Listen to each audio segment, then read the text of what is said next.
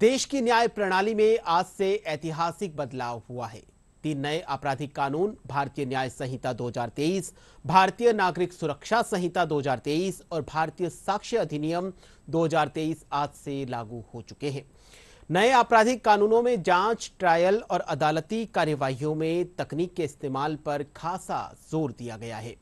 इनका मकसद दंड केंद्रित प्रणाली से न्याय केंद्रित प्रणाली की ओर बढ़ना है।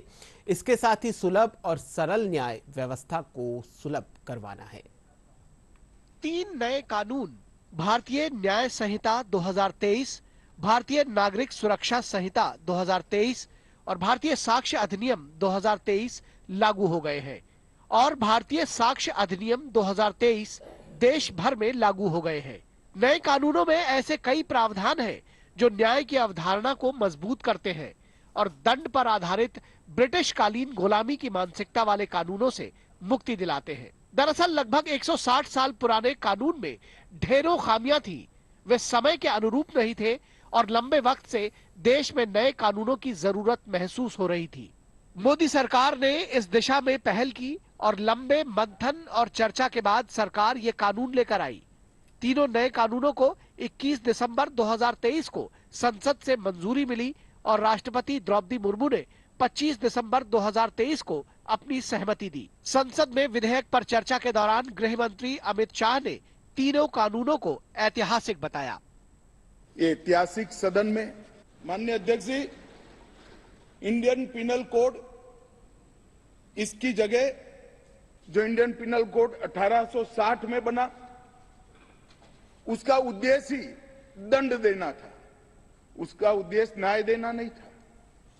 उसकी जगह भारतीय न्याय संहिता 2023 इस सदन की मान्यता के बाद पूरे देश में अमल में आएगी। माननीय अध्यक्ष जी, सीआरपीसी क्रिमिनल प्रोसीजर कोड 1998, इसकी जगह भारतीय नागरिक सुरक्षा संहिता 2023 इस सदन की अनुमोदना के बाद अमल में आएगी और इंडियन एविडेंस एक्ट 1872 की जगह भारतीय साक्ष्य विधेयक 2023 अमल में आएगा। किसी दबाव या प्रभाव के चलते अब तक कई संगीन मुकदमे भी कोर्ट से वापस हो जाते थे, लेकिन 3 नए कानून लागू होने के बाद अब ये संभव नहीं होगा। अब न्यायालय में लंबित आपराधिक मामलों को वापस लेने के लिए पीड़ित को कोर्ट में अपनी बात रखने का पूरा अवसर मिलेगा। न्यायालय पीड़ित को सुनवाई का अवसर दिए बिना मुकदमा वापस लेने की सहमति नहीं देगा। नए कानूनों में समयबद्ध न्याय के लिए पुलिस और कोर्ट के लिए सीमाएं भी निर्धारित की गई है।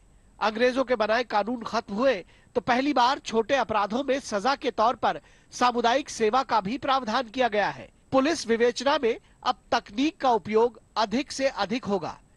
इसके लिए डिजिटल साक्ष्यों को पारंपरिक साक्ष्यों के रूप में मान्यता दी गई है। EFIR और जीरो FIR की भी व्यवस्था की गई है। आतंकवाद व संगठित अपराध जैसे नए विषय भी जोड़े गए हैं।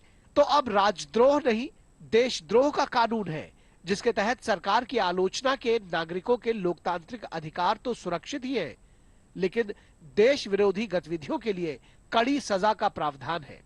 नए कानूनों की मूल भावना तकनीक का अधिक से अधिक प्रयोग कर यह सुनिश्चित करना है कि किसी भी स्थिति में शिकायतकर्ता का उत्पीड़न न हो और साथ ही कोई भी निर्दोष व्यक्ति दंडित न हो। विवेचक और इस प्रक्रिया से जुड़े किसी भी व्यक्ति के विवेक के बजाय किसी निष्कर्ष पर पहुंचने की प्रक्रिया तकनीक पर आधारित हो। इसके लिए फॉरेंसिक साक्ष्यों का उपयोग भी अधिक से अधिक सुनिश्चित किया गया है।